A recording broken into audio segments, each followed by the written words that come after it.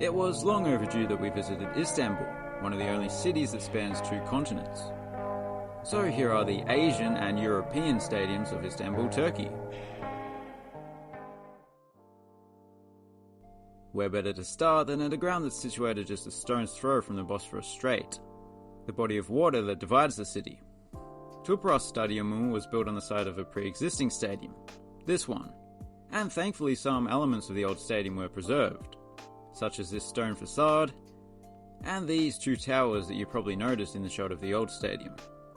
There's also a sculpture of a black eagle, which is the club's symbol. I'm not exactly sure when that came about. The surrounding area includes a lot of famous historic sites, so it was a requirement that the new stadium should have a timeless old-fashioned look to it, rather than a flashy modern design. That explains why the rest of the exterior is comprised of dozens of these pillars. You don't really get much more timeless and old-fashioned than just straight-up pillars. The stadium is just as good, if not better, on the inside. The busy patterns on the seating there prove that things can still look vibrant even in black and white. I love this stadium. Volkswagen Arena. This place used to be known as Black Box Arena, which might seem a little perplexing. It's only slightly black, but once inside you'd have to say fair enough. Although black boxes are usually orange, aren't they? Anyway, the venue is the part-time home of a basketball club called Darüşşafaka. I believe they play their EuroLeague games here and their domestic games elsewhere, but the arena is most known for hosting live music. In fact, some say it has the best acoustics in Turkey. There's absolutely no echo at all. There's absolutely no echo at all. Atatürk Olimpiyat Stadyumu is the largest stadium in the country and thus hosts some of the largest events on the football and athletics calendar. It's named after the founder of modern-day Turkey. And yes, I know the country is supposed to be called Turkey now, but I just can't accept it, and I'll tell you why. A couple of years ago, I ate a turkey sandwich in Turkey. It was one of my proudest achievements, and now they're trying to take it away from me. No, I'm not having it. Anyway, judging by the amount of times you see Atatürk's picture, he is much beloved in this country. In fact, I think the eagle-eyed amongst you might see his portrait hanging from the rafters of a couple of the arenas later on in this video. It's an interesting stadium for sure, most notably that huge crescent-shaped roof covering the western stand.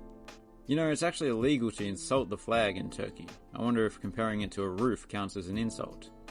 Probably not. The obvious downside to this venue is the distance between the stands and the field, and I guess the distance from the city centre as well. It's about 20 kilometers east of the Bosphorus. Ülker Stadium. At the turn of the century, this site was just a regular old field known as the Priest's Meadow. But in 1908 it became the first proper football stadium in the country. Although, as you might expect, it looks absolutely nothing like this back in the day. The stadium was basically entirely rebuilt in the late 90s into the early 2000s. The turn of the next century. Fenerbahce purchased the stadium in 1933, which made them the first professional football club in the country to own their own stadium. They paid a grand total of 1 lira. A token fee, of course, but you can't even get a simit for that nowadays. They were like 10 lira the last time I checked. Well worth it though. This design isn't anything out of the ordinary compared with the others we've seen, but that navy blue and yellow colour scheme is looking clean.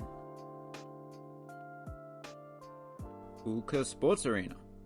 Ülker makes a triumphant return, with another great sports venue right next door. Ülker, by the way, is a company that makes biscuits, chocolates, cakes, that sort of thing. As the old Turkish saying goes, sugar and wheat can't be beat. Okay, I made that up. But wheat does actually originate in Turkey though, that one's true. This is probably the city's most technologically advanced arena. The flashy interior wouldn't look out of place in the NBA. Actually, no, there's something off. It would look out of place, but I can't put my finger on why. Ah, the shot clocks aren't see-through, that's it. Rams Park. Did you know that Erdogan, the country's president, banned anybody from using the word arena when naming a sports venue? That's 100% true. The first stadium we saw used to be called Vodafone Arena. This used to be called Turk Telekom Arena. That's not allowed anymore. It does seem ridiculous, however, to be fair, if I were the dictator of my own country, I would ban the mullet. Anyway, in 2022, 10,404 solar panels were installed on this stadium's roof. I think it got it into the Guinness World Records, although I'm not sure that would have made it to the book itself. The record for the most solar panels on a stadium is pretty niche. More importantly, this is known as one of Europe's loudest stadiums. Hang on. Yep, it is on the European side. That loudness is partially due to the club's ravenous supporters, but also the stadium's cavernous interior. Mostly the supporters though, it is after all the country's biggest club. It could have been even louder if the initial plan was carried out. It was to include a retractable roof. Sweet view. Way out in the northwestern outskirts of the city, even further away than Ataturk Stadium, is Başakşehir Fatih Terim Stadyumu, the home of Istanbul Başakşehir, who are at the time of recording 5th on the Turkish Super League table. Yet there are still 3 Istanbul-based clubs sitting higher up the table than them. Ankara might be the political capital, but this city is certainly the football capital of Turkey. I certainly know which type of capital I would prefer my city was. The interior here consists of 2 symmetrical tiers of steeply stacked seating, which is almost always a good thing. And it's all done up in the club colours of orange and blue. Looks great. Sinan Erdem Dome is not a typical dome. It looks like an insect from above. It is not only the largest indoor arena in the city, but also one of the largest basketball arenas in Europe. Yes, Europe. They started building it way back in 1993, but it wasn't completed until 2010. This was due to financial issues. As well as regularly hosting the Turkish national basketball team, it's home to a few of the country's biggest basketball clubs, one of which is named after Efes, a beer brand. You probably wouldn't have seen a basketball team named after an alcohol company if it weren't for the secular ideals promoted by this guy, Ataturk Returns. It hosts a bit of tennis as well, as you can see.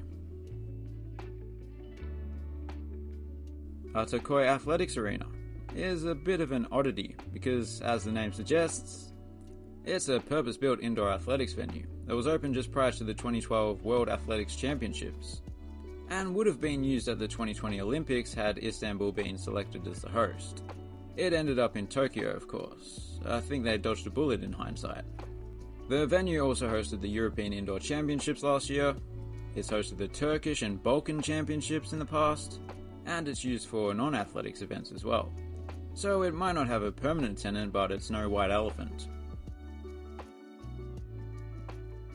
Recep Tayyip Erdogan Stadium. Yes, it is that Erdogan. He's from the Kasımpaşa neighbourhood and was a footballer in his youth. I think he played for this club in some capacity, just not the first team. Back in those days, football wasn't quite as professional as it is today, and so the footballers also had to help to keep the equipment in working order.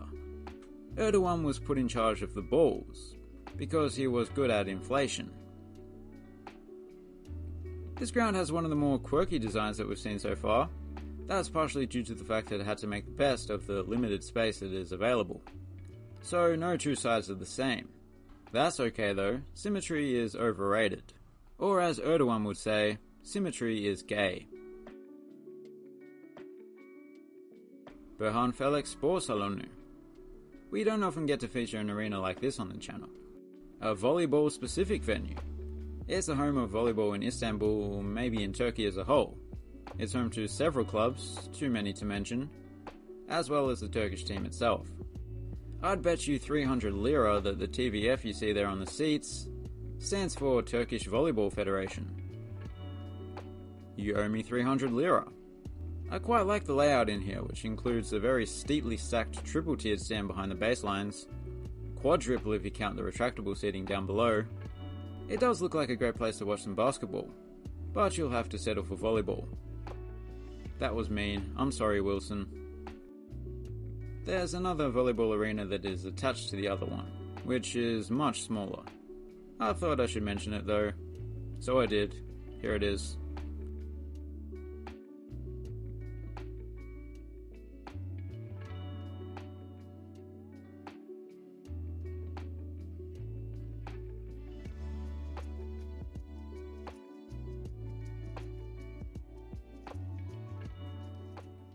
and those were the Stadiums of Istanbul. My favourite of the lot would have to be Tüpraş Stadyumu. It's in a great location, and it seamlessly combines old and new architecture. What's not to love? Thanks for watching, have a good one.